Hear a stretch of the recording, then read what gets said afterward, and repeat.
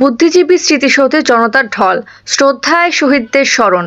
শহীদ বুদ্ধিজীবীদের স্মৃতির প্রতি বিনম্র শ্রদ্ধা জানাতে মিরপুর শহীদ বুদ্ধিজীবী কবরস্থানে জনসাধারণের ঢল নেমেছে।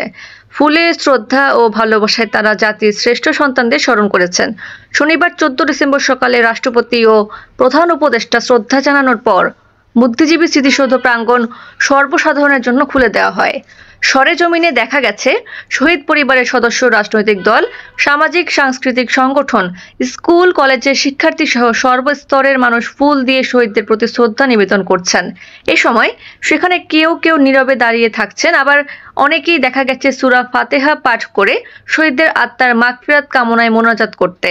এর আগে সকাল 7টা 5 মিনিটে প্রথমে রাষ্ট্রপতি মোহাম্মদ শাহাবুদ্দিন ও পরে প্রধান উপদেষ্টা ডক্টর মোহাম্মদ ইউনূস ফুল দিয়ে জাতির শ্রেষ্ঠ সন্তানদের প্রতি শ্রদ্ধা নিবেদন করেন।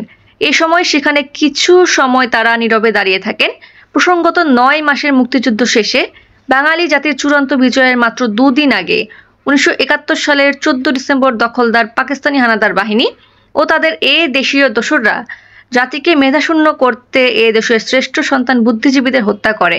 এই নির্মম হত্যাকাণ্ডের কথা স্মরণ করে প্রতি বছর 14 ডিসেম্বর বাংলাদেশে শহীদ বুদ্ধিজীবী দিবস পালিত হয়। আনিকা সুলতানা, দৈনিক প্রতিষ্ঠান news, PN TV online media, Sunamganj.